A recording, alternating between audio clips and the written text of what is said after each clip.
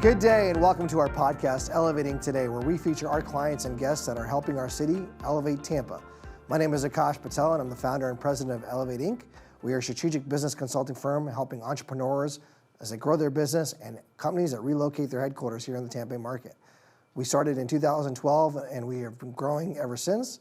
And this podcast is a way where we can feature our clients and guests and business leaders that are helping our community. If you have interest in helping and joining us on our podcast, please send us an email or follow us on social media. Our email is info@elevate-inc.com. And always, we want to recognize the great things that are happening in our community. Just last month, October numbers for unemployment hit an all-time low nationally, but Tampa, Florida, of course, was some of the best employment in the nation.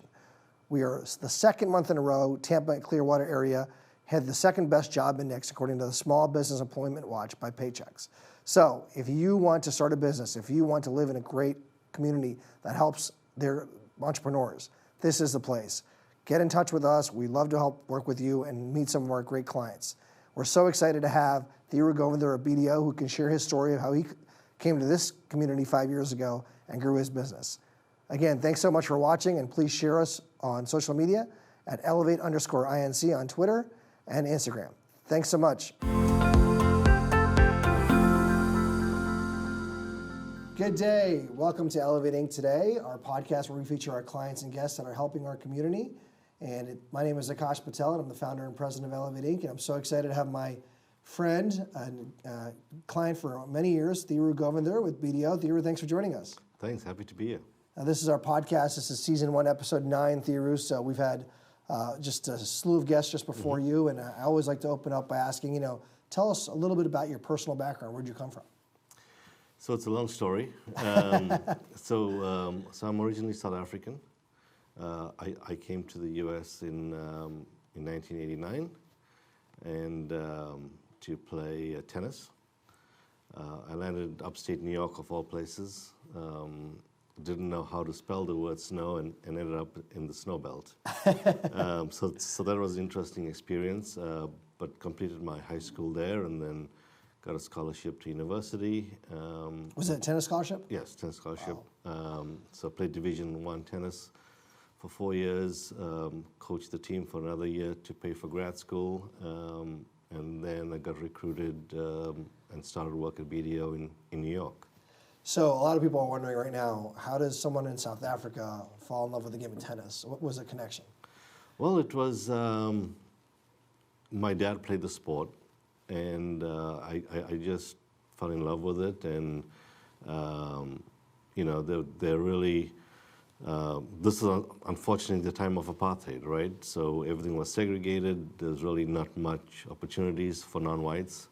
But this was something I loved, and my community back at home, supported me. They saw the talent, they saw the hard work that was put into it, and they all sent me to the U.S. And so, how many people from South Africa get sent to another country to play professionally? Very, very few. It was an opportunity of a lifetime. Wow. Well, you definitely excelled in that, and then you got to coach, which is a great thing. Yes. What was coaching like? I know playing must have been fun, but was coaching the same experience? Or? Coaching was an amazing experience because it was a lot of strategy, a lot of thinking, working with so many different individuals from different countries, and just putting them together and getting them to be the best that they can be on the court. I loved it. So then while you were in school, you decided, hey, I'm going to be a CPA. Yes, actually, I've always enjoyed accounting and said, hey, and also another reason was I didn't need a second language at this point, so for the business degrees, that was easier. Yes. So after school, did you apply to a lot of different Big 5 firms, Big 4 firms?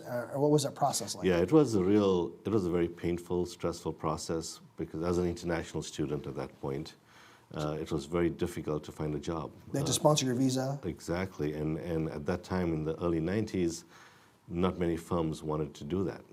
They would tell you straight out, you're great, but we're not going to go down the visa route.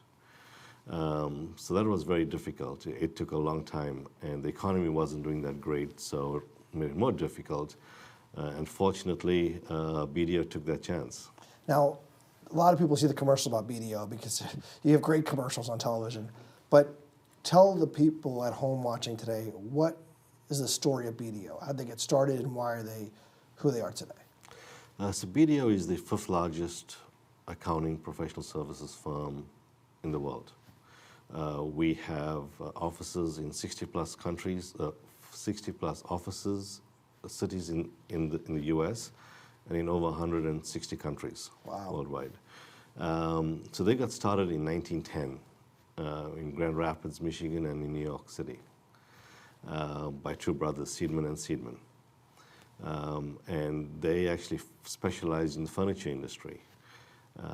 And their practice grew, and then many years later, they combined with an international network, BDO, which stands for Binder Decker Otter, which was a UK partner, a Dutch partner, and a German partner.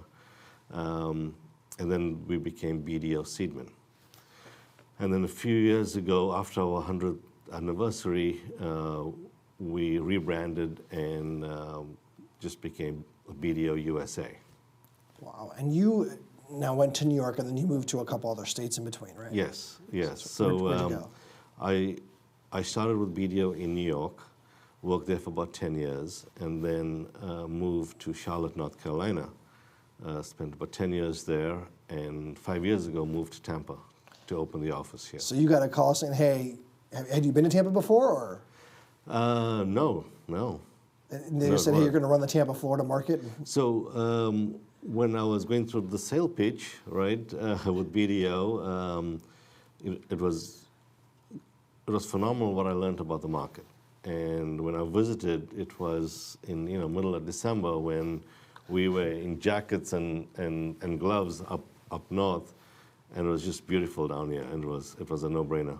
Kind of like the weather today. Absolutely. People are shoveling snow in Pennsylvania right now. We're here. Right, exactly. So when you moved your family, and your family said, hey, we're going to Florida, what was your family's reaction? A little hesitant at first, but after they visited, they loved it. And it wasn't a tough sell at all. And when you came here, I know we met 5 years ago, we've been working together for 5 years. I know that you had a tough task of starting an operations for a firm that didn't have much of a presence here. You had one or two small firms that you acquired, right? Correct. Yeah, it was a challenge which I loved, right, to grow from scratch. But with your help and the help of the community, I found the business community in Tampa to be very open, very helpful, which helped quite a bit. Yeah. So how many employees did you start with here? So we had 4 people when I moved, and now we're closing on 40 in Tampa. Wow, and you're located in downtown Tampa. Downtown Tampa. And then recently you were promoted to a different role within the Florida market, right? Yes. So I was given the role of the Central Florida managing partner, which includes the Orlando office as well. Well, congratulations. And so where in Florida is BDO's presence? So we start in Jacksonville, then Orlando, West Palm Beach, Fort Lauderdale, Miami, and Tampa. That's great. And then, of course, this whole thing called COVID-19 hits in March, and you're running this big operation, and your team is traveling all the time. So talk about the impact it's had, not only on just you personally, professionally, but also the clients you serve. Yes. Yeah, it definitely was a challenge like everybody experienced. The work we do is our clients all the time, right? We're working with them. So all that had to get pulled back. We had to all work remote. Fortunately, the firm invested in technology a few years ago, which really came in handy. So we didn't really have much to do from that standpoint, except for buying folks, more screens at home. But our technology platform was very strong and enabled us to service our clients remotely. But we did miss that in-person interaction, right? That's key for us. we missed that. But then we got all the other Teams and Zooms, and we got through with that. But it was a challenge. And we're still in it, and definitely getting better at working remotely. Now, within the organization, you're part of the U.S. Global Leadership Coalition and the Florida Advisory Committee. I mean, how often did you have to convene and kind of talk about everything going on with the operations?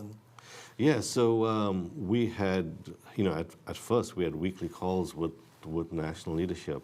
We had a crisis management team, making sure we have protocols in place because we have over 8,000 employees across the country. So to manage them, make sure they were safe. One of our core values is people first, right? So we had to make sure they were safe, and they had what they needed to do, not only to stay safe, but also to serve our clients in a safe manner. So now a lot of people are asking, there's a lot of big accounting firms out there. What do you tell people when you talk about the difference between BDO and others? Again, going to our core values, people first. This pandemic has hit all firms in all different ways, right? We were very proud to announce that we were not going to lay off people. Okay, we strategized. Again, I mentioned we had a crisis management team in house. Right. So we did not lay off folks. However, we all took pretty significant pay cuts, right, to make this happen. To keep the workforce in place. We knew they have families. Everyone's going through tough times, and we tried to preserve that. So for 3 or 4 months there, everybody took a pay cut, and we're very proud to announce that in our December 15th paycheck, we're going to make all employees whole for whatever they've missed in the past few months. That's great. Congratulations on that. Thanks, yes. And now, you talked about this community being very open to you when you came to Tampa, and you got really involved in the communities. Talk about some of the organizations that you were involved with currently. So currently with the Indo-US Chamber, a phenomenal group of folks, and you're on the board as well. Yeah. And we meet monthly there and strategize and try and do things in the community and have monthly events. So that has still been going on a virtual basis. And community involvement is not only just important to you, but you're also, your team members are pretty active in the community. And, absolutely. And I know you give back a lot, and you're always doing great continuing education events. I know you got one coming up soon here. Mm-hmm. But talk about, you're also a father, you're also a husband.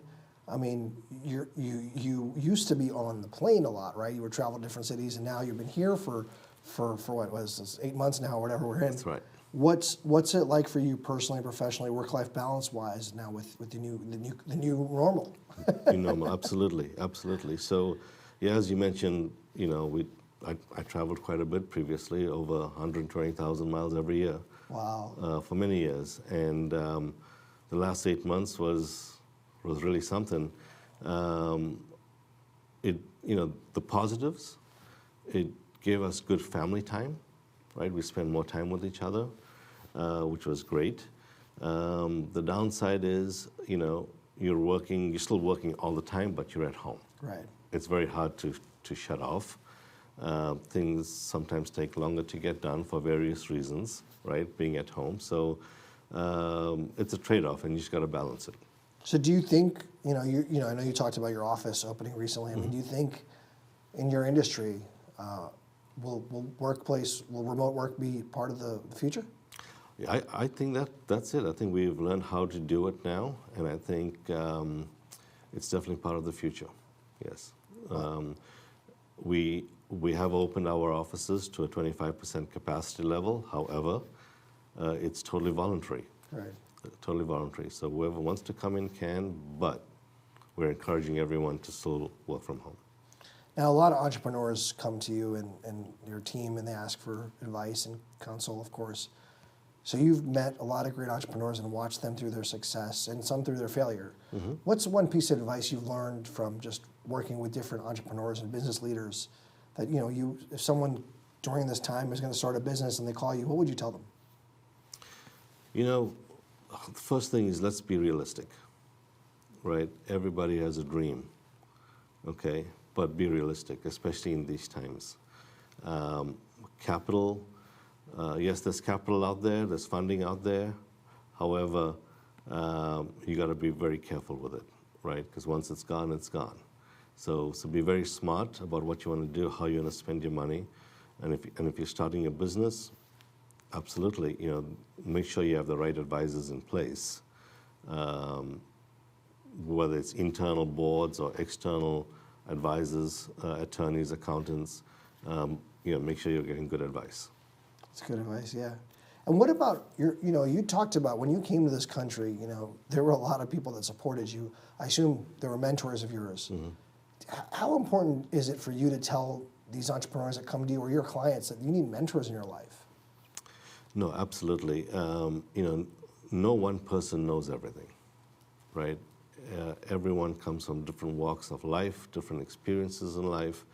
And the more you draw from other experiences, the more you kind of put the puzzle together yourself, right? So it's very important to leverage off others that have been through the process, have been through difficulties, so they can give you the advice. And then at the end of the day, you still have to make your decisions, but at least you have good input from people that's been through it before. So who was your mentor growing up, or who was a pivotal decision maker that kind of helped you? Numerous people, but I would start with my family, right? My parents growing up always taught me to work hard for what I want, always be persistent, never give up, right? And always do the right thing. So that was the foundation. Because there's something my dad always said was, nothing good comes easy. Yeah. Right? You got to work for it. You got to work for it. You got to work for it. And then I would say, my family, my wife and daughter, right? They've been my support, and I wouldn't have accomplished all I have if it wasn't for them. That's great. I'm sure they're very proud today. They can spend time with you, which is great. Yes, yes, very nice. Now, a lot of mentors and folks read, right? So you obviously had a lot of time to read when you were traveling and things like that. But, is there a certain book that you recommend, or a certain book that kind of changed your mindset on life that you would suggest to reviewers? There were quite a few books.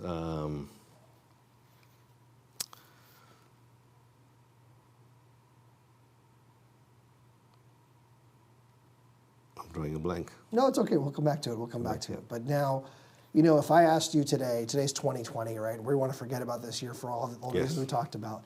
And BDO has 40 employees in downtown Tampa. And what's BDO look like in the Tampa Bay footprint in 5 years? In 5 years, I'm looking to be over 100 people in the Tampa area. We're looking to grow, and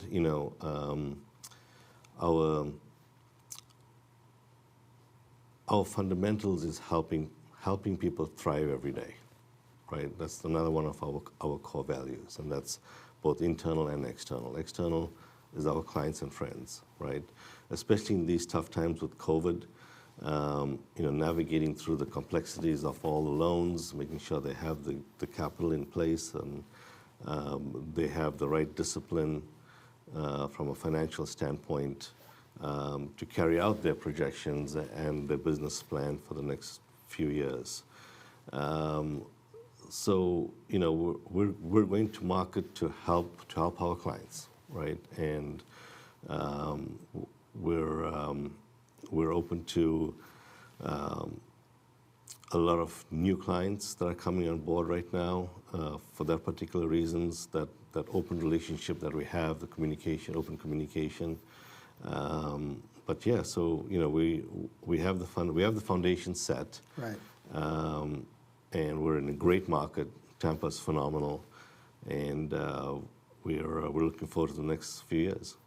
Now, everyone watching that's in economic development and the universities are very excited that you just announced over 100 people here in 5 years. Now, what's the talent pool? I mean, how how are you going to recruit? How do you think the best way for you guys to recruit the right people? Yeah, so our recruiting efforts is year-round.